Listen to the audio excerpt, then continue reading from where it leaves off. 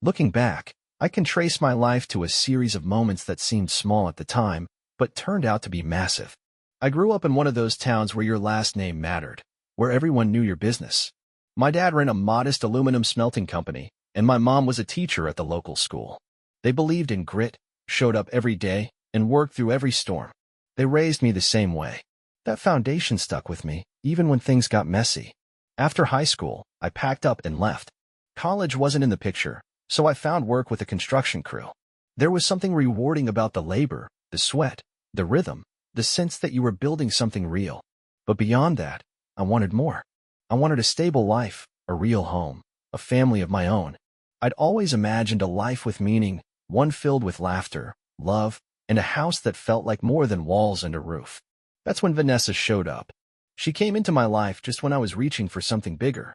She was stunning, outspoken, and had a sharp tongue that could cut through anything. We met at a friend's barbecue. She smiled, and that was it for me. I was gone. We married fast. Too fast. But I believed in the idea of us.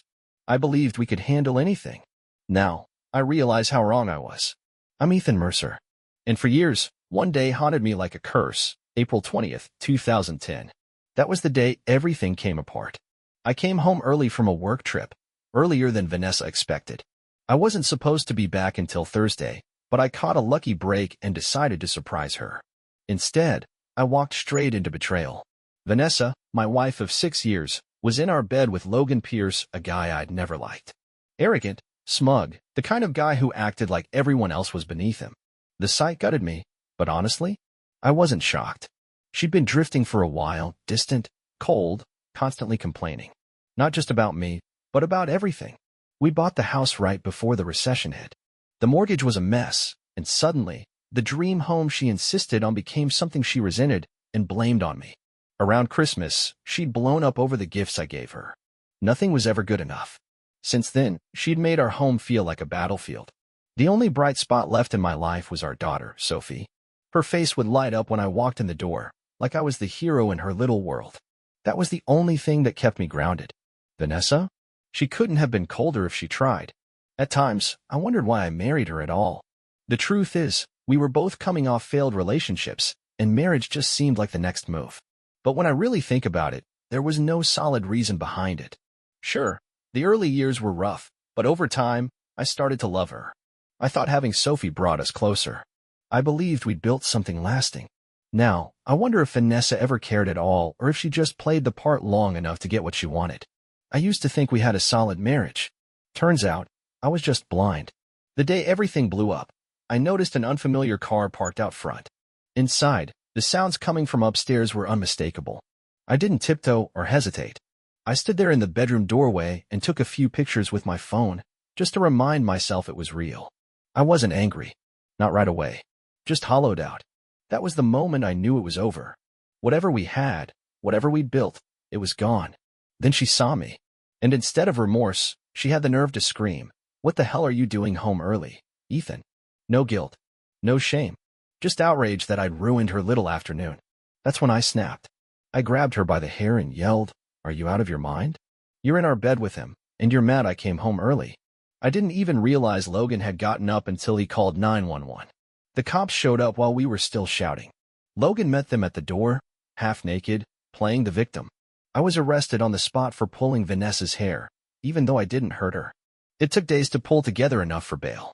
By then, Vanessa had already emptied our accounts and taken Sophie with her. I came back to a house that felt like a crime scene, quiet, stripped, and cold. A week later, a bailiff showed up at work. Vanessa had filed for divorce and accused me of abuse. I countersued for adultery, but the court didn't care. She got custody, and I got stuck with alimony and child support. We sold the house, and my credit tanked. The only thing left intact was my job, but everything else had been ripped apart. If it weren't for Sophie, I would have packed up and vanished. The only small win was that the assault charge didn't stick. But that didn't change how people saw me. Most nights, I'd end up at Johnny's Tavern, drowning my thoughts and listening to drunk guys brag about how they'd never let something like that happen to them. They'd mock me, laugh, say I wasn't a real man for letting another guy steal my wife. Eventually, I got sick of it and started drinking somewhere else. But that judgment? It followed me. At work, People looked at me with either pity or disdain. Some acted like I was contagious, like failure could rub off on them. I couldn't shake the feeling that the world saw me as weak. And those guys at the bar? Their talk about revenge started to make a little more sense. One Sunday, I had Sophie for the day. We drove out to visit my parents. After dinner, Sophie curled up in the guest room to watch TV, and I sat with my folks in the kitchen. I hadn't planned to spill my guts, but something about that quiet moment cracked me open. I told them I felt useless, like I wasn't even a man anymore. That I needed to do something, anything, to take back control. My dad set down his coffee and looked me in the eye. "Are you thinking about revenge, Ethan?" he asked. "I don't know. Maybe. I just can't sit here doing nothing," I admitted. He gave a long sigh. "Revenge feels good for about 5 minutes. But after that, it eats you up. You get back at them. Then their people come after you. And the cycle keeps going. You think it's power, but it's just more pain." I respected my dad's wisdom. I really did. But in that moment, I wasn't trying to hear it. I couldn't sit there and act like I'd been broken. He told me straight, "Ethan, if you go after them, I'll be disappointed. Let it go. Violence only makes it worse." But deep down, I'd already made my decision. A few weeks later, things lined up almost too perfectly. One night after grabbing dinner at a local diner, I spotted Vanessa and Logan across the street. They were leaving a restaurant, laughing, sharing a kiss. Then they got into a shiny Lexus, and as they drove off, I watched Vanessa lower her head into Logan's lap like she didn't have a care in the world. I walked to my old Chevy, fist clenched, and slammed the steering wheel over and over until the rage settled into something colder, something focused. I wasn't going to react blindly. I was going to plan. Carefully. Weeks later, I found Logan alone late one night. I'd tracked his habits. When I confronted him, I didn't speak. I just swung. The bat cracked against his ribs first, then his leg. I made sure it hurt, but not enough to kill. I even severed a tendon in his arm for good measure. I might have kept going if I hadn't heard someone yelling from a nearby porch, "Stop. I've called the cops." Panic kicked in. I ditched the bat, my jacket, and the mask in a dumpster a few blocks away. When I picked up Sophie later that week, Vanessa confronted me. "Did you do this to Logan?" she asked. I didn't answer. I just smirked and let her stew in it. Soon enough, the cops came knocking. I denied everything. Told them I was home alone. They had no weapon, no fingerprints, just a tip from some drunk at Johnny's Tavern who claimed I bragged about the attack. It was a lie, but it stuck. The DA charged me with aggravated assault and attempted murder. I got stuck with a public defender who barely looked up from his paperwork. At trial, they couldn't pin the attempted murder charge, no solid proof, but they nailed me on the assault. 5 years. Just like that. Weirdly enough, I felt a sliver of relief. Logan's injuries weren't permanent. But prison? That was another beast entirely. On October 16th, I met my new cellmate, Victor, Iron Victor Young. I wasn't into guys, but in prison, things aren't that simple. Victor ran with the Aryan Brotherhood, and they made it clear, either I followed orders or I wouldn't last. It was submit or don't survive. 6 months in, my mom visited. Her face looked older, tired. She told me Vanessa had married Logan and taken Sophie to Texas. She and my dad weren't even allowed to call or visit. Mom had tried reaching out to Vanessa's mother, but all she got was laughter and a cruel little, "What did you expect?" "That kind of cruelty runs deep in their family," Mom said quietly. I told her the truth. I never cheated on Vanessa. She's the one who broke everything. I said I was working with a prison lawyer, hoping maybe I'd get a chance to see Sophie again someday. Mom softened a bit before she left, promised she'd come back soon. We didn't talk about what prison was really like. She didn't need to know. I won't walk you through all 5 years. I didn't find God or try to become a better man. I didn't meditate or read self-help books. I got angry. I lifted weights, kept to myself, and let my fury shape me. By year's end, I was 210 pounds of muscle packed onto my 6 feet 1 inch frame. I hated Victor. I hated Vanessa. I hated Logan. Eventually, Victor got a new cellmate named Ryan Maddox, and I got moved. That meant I was on my own. The first time 2 guys tried to jump me, they ended up in the infirmary. I got tossed into solitary for a month. Of course, that happened during my first parole hearing, which wasn't rescheduled. Figures. 2 years later, I stood before the parole board again. I kept it together, until one smug panelist asked why I'd never apologized to Vanessa. That did it. Years of bitterness spilled out. I was married to that woman for 6 years, I snapped. I never laid a hand on her. She cheated on me in our bed. I lost everything. My home, my daughter, my dignity. And now you want an apology? Not shockingly, I served the full 5 years. Sophie never reached out. My letters went unanswered. The system had erased me from her life. Prison didn't teach me much, but I did pick up a few tricks. Mostly online scams. When I got out, I landed a job unloading trucks at a warehouse. It wasn't glamorous, but it kept me from falling apart. On the side, I created a fake persona, Amy Carson. She was a grieving widow raising money for a no-kill shelter called Save Our Furry Friends. It was a fake site. I posted stock photos, shared emotional stories, and even sold stolen credit card info. In 2 months, I pulled in over $21,000. Enough to start moving forward with my new life. I wanted to feel human again. After 6 years without a woman, I was desperate. I had $700, a fake medical certificate, and the kind of hunger that couldn't be ignored. I went to a bar. That's where I met Candy Sweet. Beautiful, sharp, and bold as hell. Ethan, she said, grinning. Why the pants? Wasn't expecting a skirt, I joked. She smirked. Because tonight, I'm spending it with the guy who paid $600, plus tip. I didn't care that Candy had a prosthetic leg. Apparently, some clients even tried to haggle because of it. Not me. I just ordered a drink and settled in beside her. Soon after, I noticed a guy watching us from across the bar. His stare lingered too long. He made his way over and offered to buy me a drink. I kept my tone calm. Appreciate it, man, but I'm waiting for someone. Candy gently touched my shoulder, her silent way of saying stay cool. I stood, pulled a 20 from my pocket, and handed it to the guy. Here, this one's on me. For my companion. He glanced down at the cash, then up at the scars on my knuckles, the kind of scars only prison gives you. He backed off. Enjoy your evening, he muttered before walking away. Candy gave me a playful smile. Thanks for handling that. Could have turned ugly. How do you stay so calm? I asked. She just grinned. Too soon to talk about me. Let's just have a good night. The bartender slid me another drink. This one's on the house, he said. I liked how you handled that. Last fight here cost me $400 in damage. I nodded in appreciation, raised my glass, and felt the heat of the liquor spread through my chest. For the first time in a long while, I didn't feel invisible. After finishing our drinks, Candy and I stepped outside. I nodded toward the motel next door. I've got a room there. Want to grab something to eat first? She shrugged, casual. Maybe later. Pizza or Chinese. It's all on you, I said with a grin, guiding Candy toward the hotel. In the elevator, I couldn't stop smiling. She glanced up at me, puzzled. What? She asked, curious. I just smiled wider. You're incredible. Once we got into the room, things escalated quickly. Afterward, we collapsed into bed, catching our breath in silence. Well, that was unexpected, I muttered, still a little stunned. Candy looked over at me with a teasing grin. What was? I didn't think it'd be that good, I admitted. And I definitely didn't expect you to enjoy it as much as you did. She gave a soft laugh. Well, I am a professional, she said playfully, without a hint of judgment in her voice. I let out a sigh. I've never paid for something like this before. Always assumed it would feel mechanical. Like you'd be faking it. Candy smiled, her tone softening. Thanks. That means more than you'd think. We decided to order food Chinese. While we waited, we both took turns showering.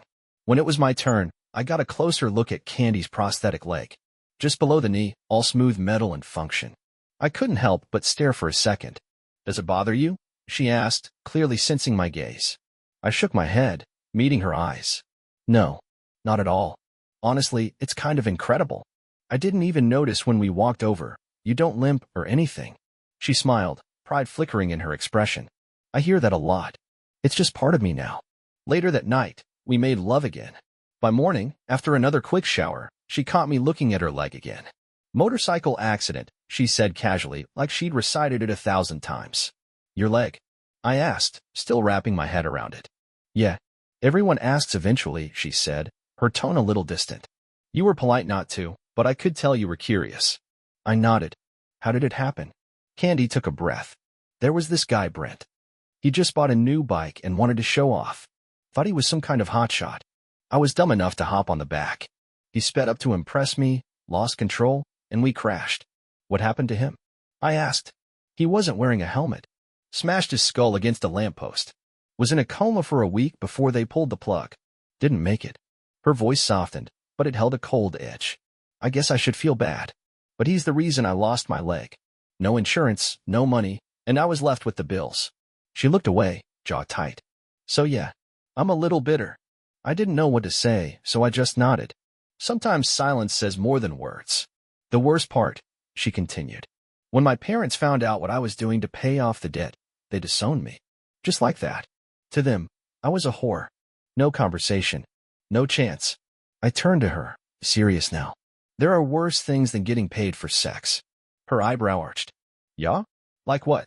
Like my ex-wife, I said, unable to hide the venom in my voice. I told Candy everything about Vanessa, the affair, the betrayal, the way she'd ruined everything. When I finished, she shook her head.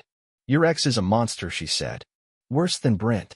It was the first time I'd ever laughed about it. And the first time someone else seemed to really get it. You hungry? I asked. Let me buy you breakfast. She smiled. Sounds great. But I've got to run to class after. Class? I blinked. Yeah, she said with a half smile. This isn't forever. I'm not planning to do this for the rest of my life. I could hear the finality in her voice. She wasn't looking for pity, just understanding. You know, I said, people talk about guys falling for women like you. And honestly, with someone like you, I get it. Candy tilted her head. But let's be real. You're a professional. Even if you weren't, what could I offer you? What could I possibly offer any woman right now? She didn't respond. She didn't need to. The next day, I moved on to the second phase of my plan. I met Darius Knox at a diner downtown. He was an outside contact for one of the black prison gangs, someone I'd heard about inside but never spoken to until now. We cut a deal, $15,000. One target. And when he did it, he'd whisper two names into the victim's ear, mine and Maddox's. Darius wasn't a clown. He'd been linked to some ugly things, but no charges had ever stuck. I knew he was the right man for the job. I heard what went down in there, he said calmly. Can't blame you for wanting payback. It's not revenge, I told him. It's justice. He gave a short nod, but when he brought up Victor Young, I could hear the disgust in his voice. Maddox didn't deserve what happened. Everyone knew what Victor was doing to him. Then the guy ends up dead. Word is, Victor held his head down too long. Crushed his windpipe. Called it an accident. After Maddox died, they threw Victor in solitary, I said. Charged him with failure to report. But we all know he did it. Darius nodded slowly. Doesn't matter. He's already marked. He won't make it. Our deal stays between us, I said, locking eyes with him. Understood, he replied. Then he stood and walked out without another word. I'd survived 5 years in prison by keeping my mouth shut. I wasn't about to screw that up now. For days after a riot broke out inside the prison for inmates dead, the word finally spread. Victor, Iron Victor, Young had been stabbed to death in his cell. The violence spread fast, and the suspect was killed in the chaos. The whole place was locked down for 3 days. And just like that, it was over. Meanwhile, my side hustle, the Amy Carson animal shelter scam, had run its course. I shut everything down before the feds caught wind. Honestly, it barely seemed worth the trouble anymore. The money I made wasn't worth the heat. And besides, I had other things on my mind. I needed to find my daughter. Vanessa's Facebook had gone dark nearly 2 years ago. Her last post showed the happy little family at Disneyland. Her, Logan, and Sophie. She just turned 9, grinning wide in mouse ears, sandwiched between the two people who'd taken everything from me. And that smile, it broke me in ways prison never could. And then, nothing. Silence. For weeks. Out of pure curiosity, I typed Logan Pierce into Google, and to my surprise, he popped up. He was living in Chicago now. There was no sign of Vanessa, but it was a lead. That was more than I'd had in years. I shelled out $1,000, money I'd made from less than legal ventures, to hire a private investigator. The guy delivered. Logan was living alone, no Vanessa, and working a city job. He had a couple of regular spots he liked to hit after work, and it didn't take long before I found him. He recognized me the second I slid onto the bar stool next to him. Hard not to. I looked nothing like the man he once knew. Prison changes you. I was bigger now, harder, with a busted nose and a shaved head that added to the intimidation factor. I could see the caution in his eyes. Are we going to have a problem? He asked, wary. I'd played this scenario out in my head a dozen times. I was ready. I shook my head. No, I said. You hitting me with a baseball bat cost me 5 years of my life. 5 years locked up while my daughter grew up without me. I'm not here to start anything. I just need to ask one thing. Logan kept watching me, trying to read my tone. Do you know where Sophie is? He blinked, then looked down at his beer. When he finally answered, his voice was quiet but honest. If I did, I'd tell you. Vanessa left me. For someone else. Just packed up and disappeared. Took the kid and vanished. I believed him. Years behind bars had taught me how to read people. His eyes didn't lie. I need to say something, Logan added. I shouldn't have gotten involved with Vanessa while she was still married to you. I was wrong. I thought she loved me. Hell, I loved her. But when she dumped me for that other guy, that's when I understood what you must have felt. He paused, took another swig from his glass. When we first met, she fed me lie after lie. Said you abused her. Said Sophie was scared of you. Told me your marriage was a joke. I thought I was saving her. He looked away, ashamed. When you beat me half to death, it only reinforced what she told me. I didn't realize until later how much she twisted everything. Logan turned back toward me, more serious now. I never agreed with her cutting you out of Sophie's life. I thought it was cruel. I told her it was a mistake. But she made it clear I wasn't Sophie's father, so I had no say. Still, I had a good relationship with her. I loved that kid. She missed you, Ethan. She really did. That hit harder than any blow I'd taken in prison. My eyes stung, but I didn't let him see it. I nodded, silent. Then he asked the bartender for a pen and scribbled something down on a napkin. He slid it toward me. I don't know where they ended up, he said, lowering his voice. But this guy, Clint Weaver, is who Vanessa left me for. He's a carpenter working for a development company called Chase Homes, based in Plano. The guy was working a few blocks from our place. Next thing I know, she's loading boxes into his truck. He laughed, but there was no humor in it. I didn't even realize what was happening until a neighbor called me. I rushed home, but they were already pulling out. We argued. Cops came. She was calm as ever. They didn't stop her. After that, I found a note in the kitchen, just said goodbye. She drained our accounts. I spent thousands trying to track her down, but nothing came of it.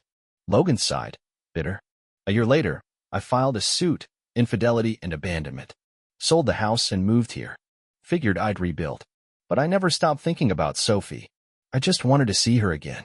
I thanked him, ordered him another drink, and walked out feeling more lost than before. Logan had already spent thousands trying to find Vanessa. I didn't have that kind of cash to burn on a dead end. But there was someone who might know where Vanessa and Sophie had gone, someone closer to the source. Vanessa's mother. Gloria Dalton was rigid, predictable, a woman of strict routines and narrow views. She never changed, never adapted. I knew her patterns. Every Sunday, she was at church at 9 a.m. sharp. She still kept a spare key in that fake rock by the back patio, probably thinking her Rottweiler, Brutus, was protection enough. At exactly 9:02, I hopped the fence from the alley behind her place. The fake stone hadn't moved in years. The key was still there. I stepped into the house and paused, hearing a low growl from the hallway. Brutus. The sound would have sent most people running. Not me. He turned the corner, ears up, teeth bared, until he saw me. And just like that, he stopped. He stared. Then he lunged right into my chest, tail wagging, licking my face like no time had passed. It had been 6 years since he last saw me, but he remembered. I was the one who adopted him from the shelter. I trained him, brought him treats when I came over, played fetch in Gloria's backyard. While Brutus excitedly pawed at me, I casually walked to the counter and grabbed a dog biscuit from the old cookie jar Gloria always kept stocked. I tossed it onto the floor. Brutus darted after it, giving me the moment I needed. The kitchen looked exactly like it had the day John Dalton died. Same bills stacked near the cluttered desk, same fading wallpaper, same humming old computer sitting beside a pile of envelopes. I sat down at the desk and pressed the power button. The screen came alive, revealing a password prompt. Of course. After a moment's hesitation, I typed in John 3:16, and the computer came to life. As it booted up, I rummaged through a few drawers beside the desk. That's when I found them, several letters, some with return addresses. One in particular caught my eye. El Paso. It confirmed what I'd hoped and feared. Vanessa had moved. That was her new home. I slipped a flash drive into the USB port and quietly copied over everything I could find, Gloria's photos, home videos, saved emails. If there was any digital breadcrumb about Sophie's life, I was taking it with me. Once done, I powered the computer down, gave Brutus one last pat on the head, and left as silently as I'd arrived. I locked the door behind me and returned the key to its hiding place. No one would even know I'd been there.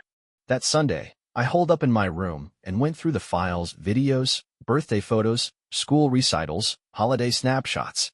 I hadn't seen Sophie in years, and now here she was, smiling from a screen, growing up without me.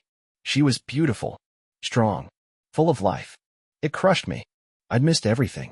From the emails and letters, I learned that Vanessa was going by her maiden name again, Dalton.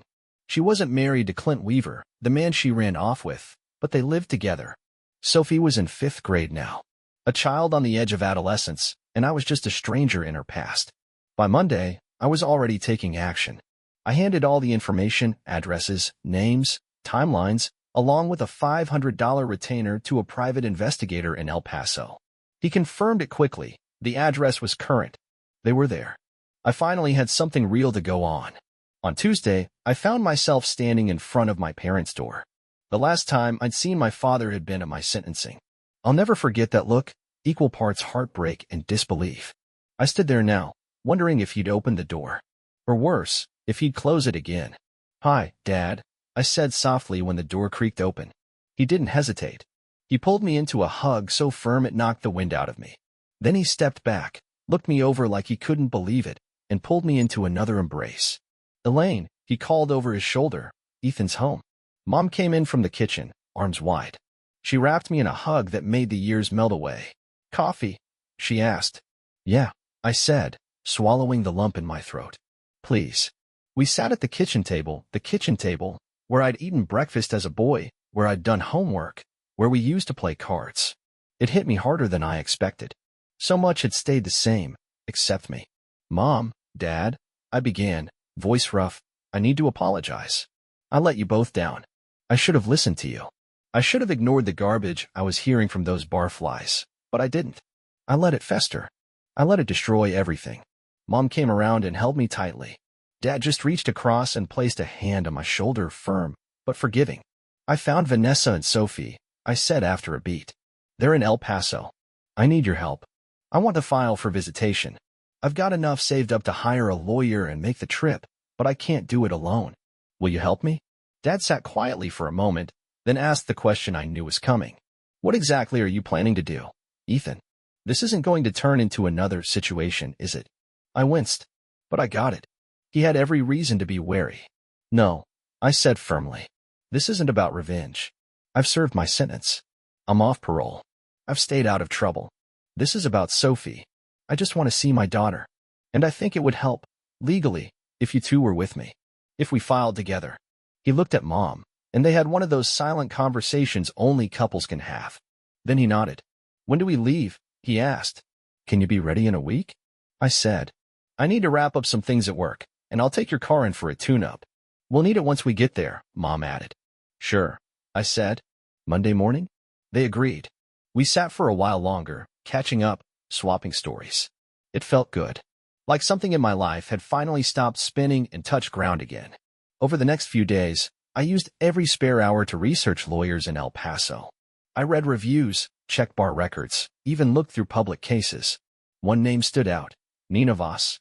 Family law, tough but fair. I called and made an appointment for Thursday. That gave us 3 days to make the drive and one to breathe. Mom, who adored Matthew McConaughey, agreed Sunday was best. That way, we'd break up the 500-mile stretch into manageable pieces, stay at some decent places along the way. She even packed snacks. And so, Sunday morning, I found myself in the backseat of my dad's car again, 36 years old, feeling like a teenager all over again. As we drove through familiar stretches of highway, Dad reminisced about his own childhood road trips. He told us about the time his family drove Route 66 to LA in the late 50s, just 2-lane roads back then. No freeways. You couldn't do more than 400 miles a day. It took them 7 full days to get to California. He said my grandfather had wanted a fresh start after the war, but my grandmother had been too homesick. They moved back to Racine, Wisconsin. Eventually, Grandpa became the CEO of an aluminum smelting company. He died of a heart attack at 58. I never met him, but Dad told me I was named after him, Ethan Mercer Sr. That drive brought out more stories than I expected, memories I'd forgotten, others I'd never heard. I left home at 18, and we hadn't spent that kind of time together in years. Not since our last family trip when I was 14, on a road trip to D.C. By Thursday afternoon, we were sitting in Nina Voss's office. It couldn't have felt more different from the courtrooms and holding cells I'd grown used to. The room was warm, the air calm. It didn't smell like stale regret. It smelled like hope. I told Ms. Voss everything. No sugarcoating. My conviction. My sentence. What I lost. What Vanessa took. Sophie. The complete erasure of my rights. I told her about the divorce, about Vanessa's relationship with Logan, and how she'd left him too for another man. I mentioned how Logan had filed his own suit for infidelity and abandonment. That caught her attention. It didn't make me look like a saint, but it didn't make Vanessa look good either. And then my mother broke down. She tried to talk through the tears, explaining how she hadn't seen her granddaughter in years. How it was like mourning someone who was still alive. That sealed it. Ms. Voss nodded, wrote quickly, and promised to prepare the documents. I handed over the deposit. For the first time in a long time, I felt like something was shifting. Maybe, just maybe, my life wasn't over yet. All we had to do now was wait. We decided not to linger in El Paso over the weekend. Instead, we took a detour to Big Bend National Park.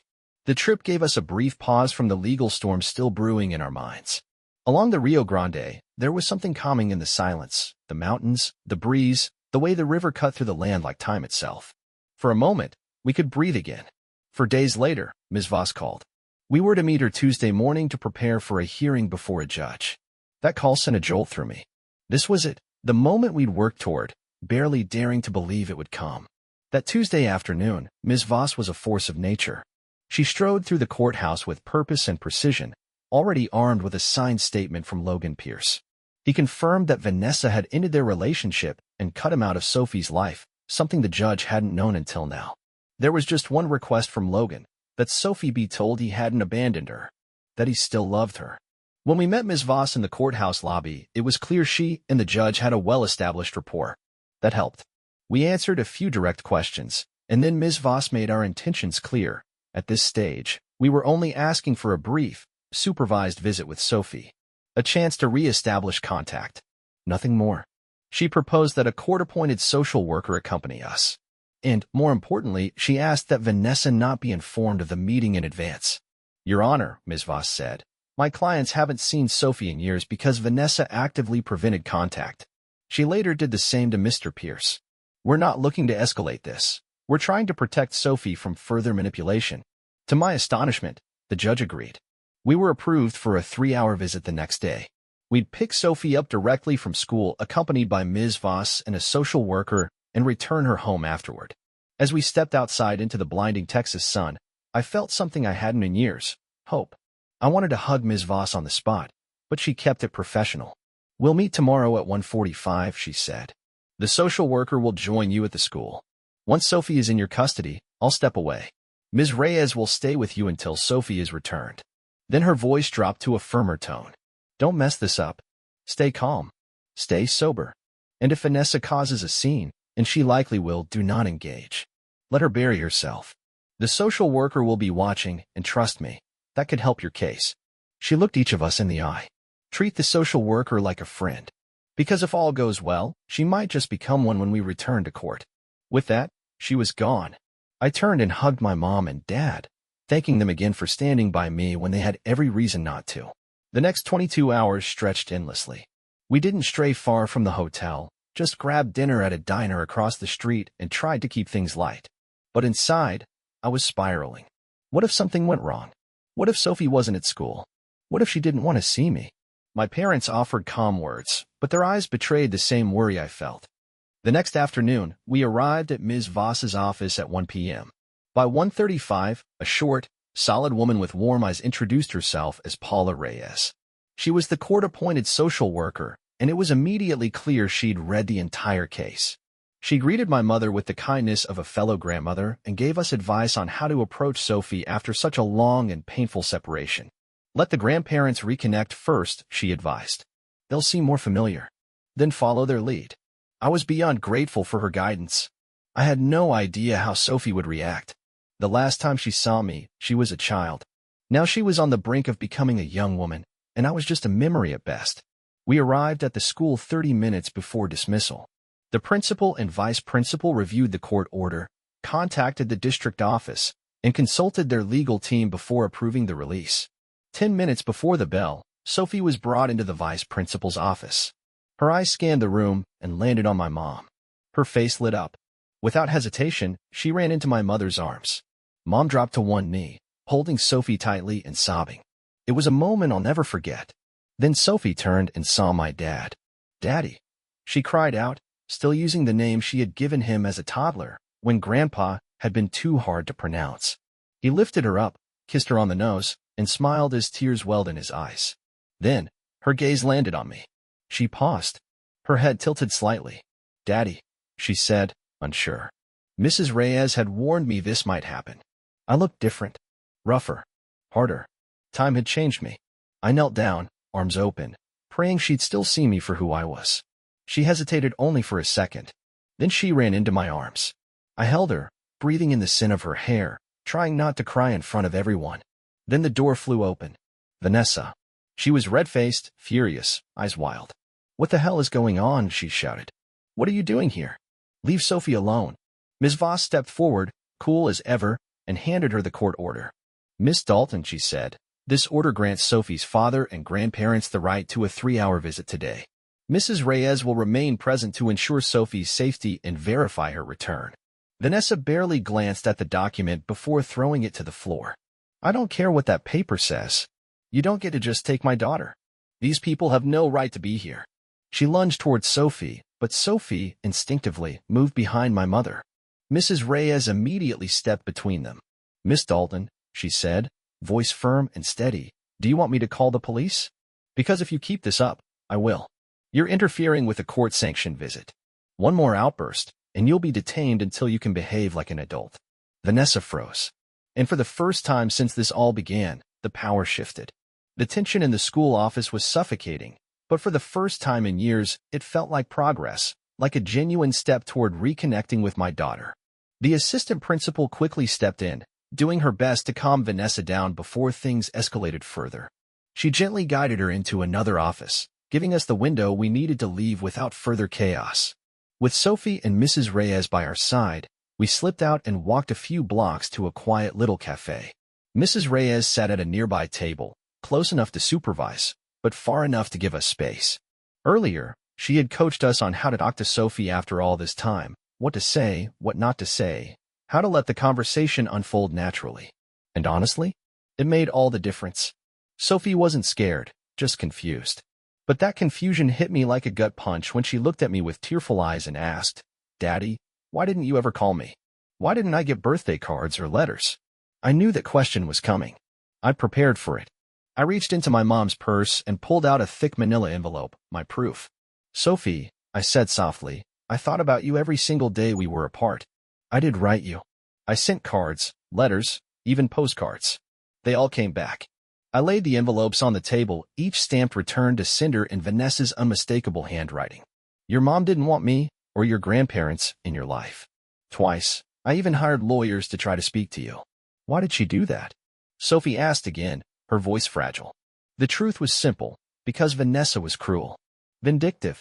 But I bit that back. "One day," I said gently, "you'll have to ask your mom. But not today. Today, we're here together. And all we want is to hear about you. How's school? Are you into sports? What kind of music do you like? Who are your best friends?"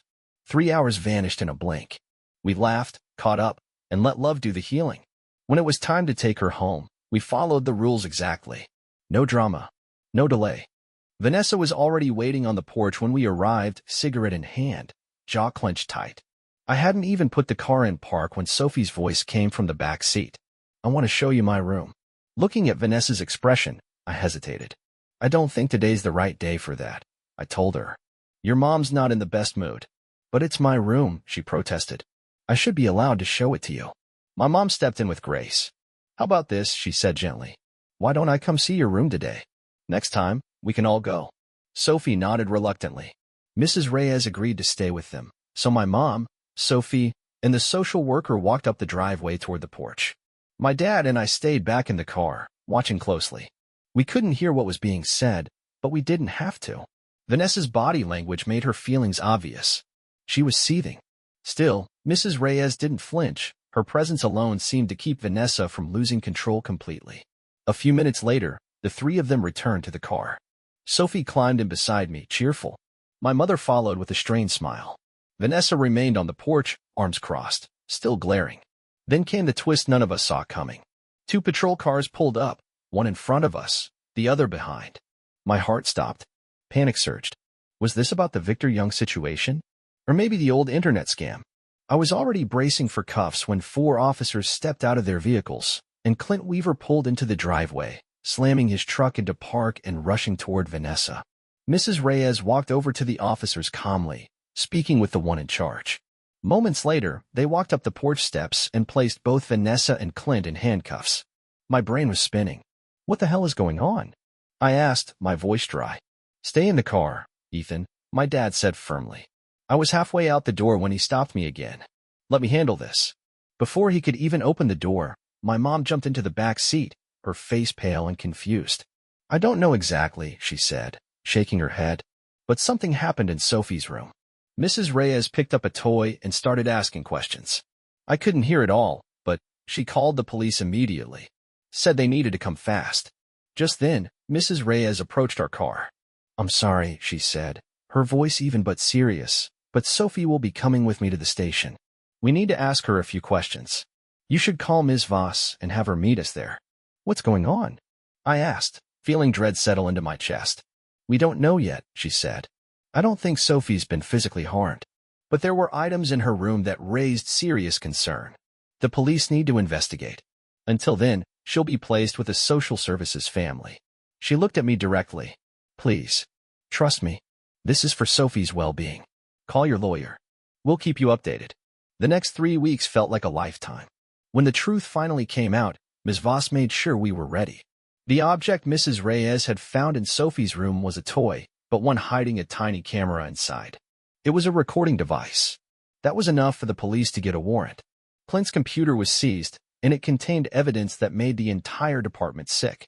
Vanessa, it turned out, hadn't known about the camera, but her refusal to cooperate with the investigation didn't help her at all.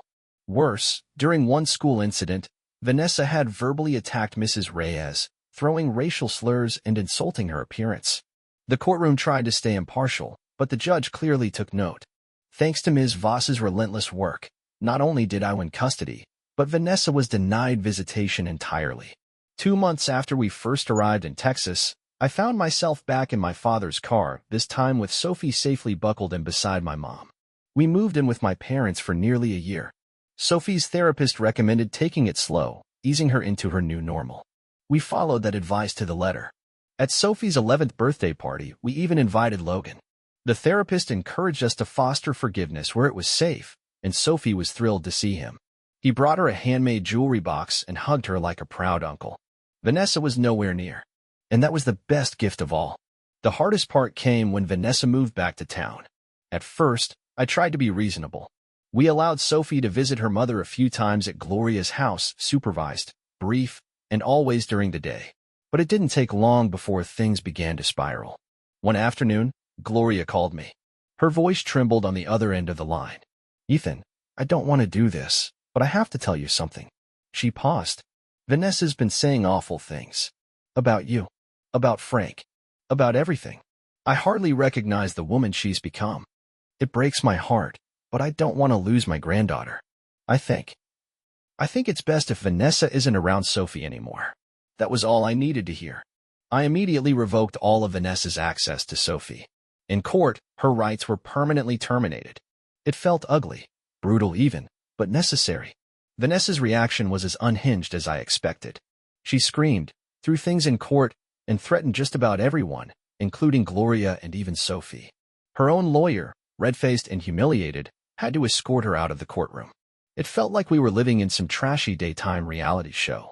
Despite a restraining order, Vanessa kept showing up at our house at all hours. Screaming, crying, banging on the door like a madwoman. Even a weekend in jail didn't stop her. She just kept coming. Eventually, when law enforcement failed to keep her away, I decided it was time to handle things differently. I met with Darius Knox again, same diner downtown. He didn't ask questions. Just slid into the booth like we were regulars. You leaning on her or hurting her? He asked, blunt as ever. $1,000 if you want her spooked. 2 if there's contact. 10 if you want it permanent. I shook my head. No blood. I just want her to leave town. Handle it politely. Darius nodded, took the envelope, and walked out without another word. 2 weeks later, Vanessa left town.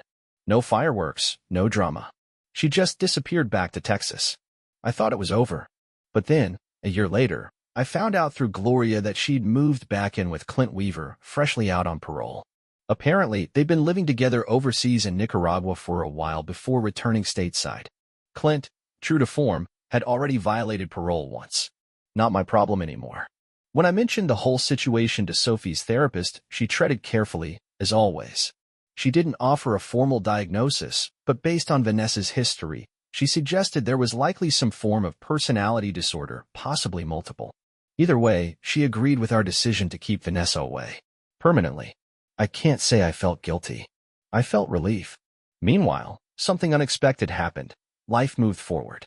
During my time in prison, my dad had quietly started putting together a business plan for me. After I got out, we launched it together. I opened a little shop in a strip mall, not much to look at, but clean, functional. I offered basic computer repairs, website design, and small network troubleshooting. Nothing flashy, but it paid the bills. No major firm was ever going to hire a guy with my record, not when sensitive data was involved. But in my own shop, nobody asked questions. I didn't cut corners, didn't hustle clients. I played it straight. Before long, I was pulling in $50,000 to $60,000 a year. Enough to cover rent, food, and whatever Sophie needed. It's been 4 years now. Over the past 3, Sophie's taken to training with me, running, biking, even lightweight training. She's got the drive. And the legs for it. The high school track coach already has her on his radar. If things keep going the way they are, she'll be racing competitively next year as a sophomore. Last Saturday, Sophie and I joined a fun run at Crystal Lake. It was a 2-part race, 25-mile bike ride followed by a 10K run. We rode side by side for most of it, until the last couple miles when a woman on a sleek road bike passed us. She had a prosthetic leg. Sophie was in awe. "That's incredible," she whispered, pedaling harder just to keep pace. I had to admit, it was impressive. Something about the woman struck me. Her leg was different than Candy's, but her confidence, the strength in the way she moved, it brought her to mind. Her hair was short and brown. I didn't look at her face. I couldn't. Not while I was with Sophie. Once we switched to the run, the same woman passed us again, just before the finish line. Sophie, being Sophie, ran up to her afterward. "Hi, I'm Sophie," she said, still catching her breath. "You were amazing out there." The woman turned, smiling warmly as she shook Sophie's hand, but she kept her back to me. That's how Sophie is. She makes friends wherever she goes. Lately, she's been trying to play matchmaker, pushing me to talk to people, especially women. After a minute or two, she waved me over. "Dad, come meet someone." I hesitated. "This is my dad, Ethan Mercer," she said proudly. "Dad, this is Maya Caldwell." Maya. The name landed like a blow to the chest. At first, she didn't recognize me. But then our eyes met. Something flickered in hers. Recognition. Surprise. Something unspoken. "Nice to meet you, Maya," I said, offering my hand. Maya shook it politely. "You too." Sophie, still beaming, added, "I told Maya we should stop at that Riverside place for lunch." Maya smiled, a bit nostalgic. "The Broken Paddle? I know it well. Good choice." "I think I'll let you two have some father-daughter time," she said, already stepping back. "I'll give you a break." "Come on," I replied with a grin. "We've been together all week. Sophie could use some company her own age." I winked. "Don't disappoint us. Join us." Maya raised an eyebrow. "You sure?" "Positive." "And if I don't convince you," I said, nodding towards Sophie, "she will." Sophie chimed in with a laugh. "Yeah, please come." Maya finally gave in. All right. I'll meet you there." As Sophie and I packed up our bikes, I caught myself glancing back toward Maya. Part of me hoped she'd show. Part of me needed her to. But she showed up. Maya actually came to the restaurant, and the next half hour passed in a comfortable blur. I picked at a burger, nursing a beer, while Sophie and Maya chatted like they'd known each other forever. It didn't surprise me. Sophie has always had a way with people. She lit up when she learned Maya had graduated from the Art Institute with a degree in photography. That happened to be Sophie's favorite museum in Chicago, and art was her favorite subject at school. The connection was instant. I mostly listened, watching their conversation unfold. Maya told Sophie about her job, photographing products for a marketing company that handled online retail catalogs. Smaller businesses often hired agencies like hers since they couldn't afford in-house content teams. Then, mid-conversation, a kid around Sophie's age came over and asked if she wanted to join his group for a beanbag toss. She turned to us for permission. "Go ahead," I said with a nod. "Have fun. We'll be right here." Sophie jogged off, and I kept my eyes on her, grateful that she was still within sight. Maya followed my gaze, then said quietly, "You're going to have your hands full. She's already a beautiful young woman." I smiled. I trust her. She's smart, level-headed. "I really appreciate you letting me tag along today," Maya said, shifting in her seat. "When you recognized me back at the race, I wasn't sure how this was going to go." "I'm just glad you recognized me," I said, exhaling. "I need to be honest, though. Sophie doesn't warm up to people that quickly. But with you, it was different." Maya looked at me, curious but kind. "There's something I've been meaning to say," I continued. "Back when we met at the bar, I didn't react to people the way I did with you. You treated me with kindness, respect. It caught me off guard. So why didn't you call me after that night?" she asked, her voice soft. "I was hoping you would." I didn't dodge the question. Honestly, I needed to get Sophie back in my life. That took everything I had. And when I became a full-time single dad, I couldn't afford to be distracted, especially not by someone like you.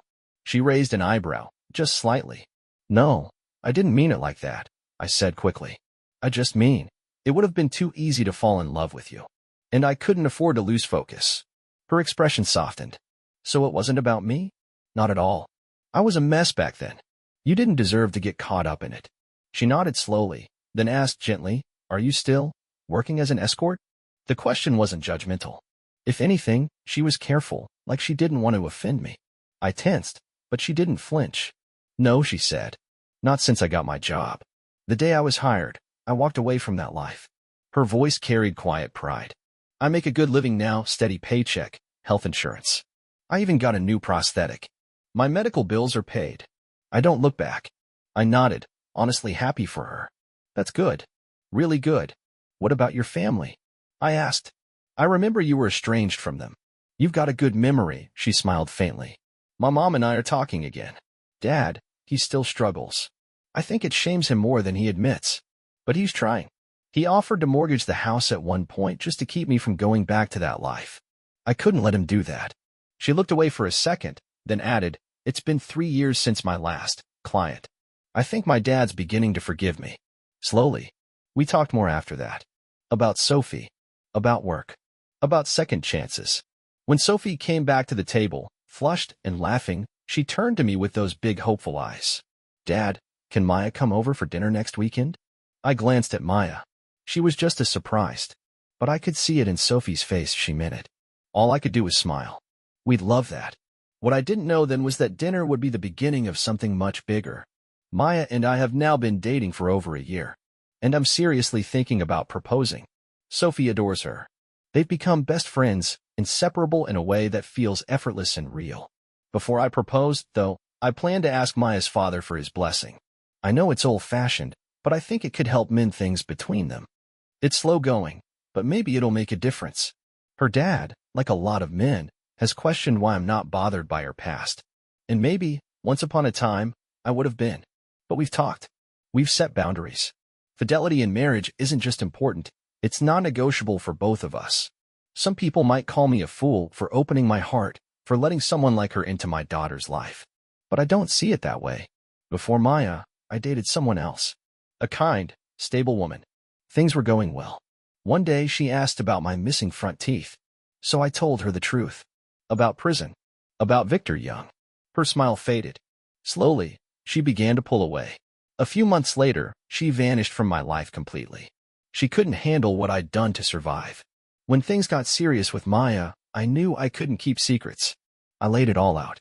She didn't flinch. Instead, she looked me in the eye and said, "We all do things we regret to survive. But it doesn't define you. You're still Ethan Mercer. A good man. A loving father." Then she added, "If you need to forgive yourself, start today." She hugged me. And that was enough. Sometimes, it only takes one person's forgiveness to begin rebuilding your life. Funny how things come full circle. There I was, standing in the kitchen while the smell of Sophie's favorite chocolate cake drifted through the air. Maya was at the counter, teasing Sophie over frosting choices. Her prosthetic leg barely noticeable as she danced around the room. I watched them and felt something I hadn't in a long time. Peace. It wasn't perfect. It never would be. There were still days when the past clawed at my chest. Days when the shadows came knocking. But they no longer owned me. They were just memories now, distant and dull. Sophie's milestones, her track meets, her art shows, became my anchor. And Maya? She reminded me that love, real love, could heal even the most broken parts. That night, as we sat together on the porch, watching the sun melt into the horizon, Sophie looked over at me. "Dad," she said, "I'm glad you're happy." I smiled, pulling her closer. "We deserve this." And for the first time in years, I believed it. Our road here wasn't clean.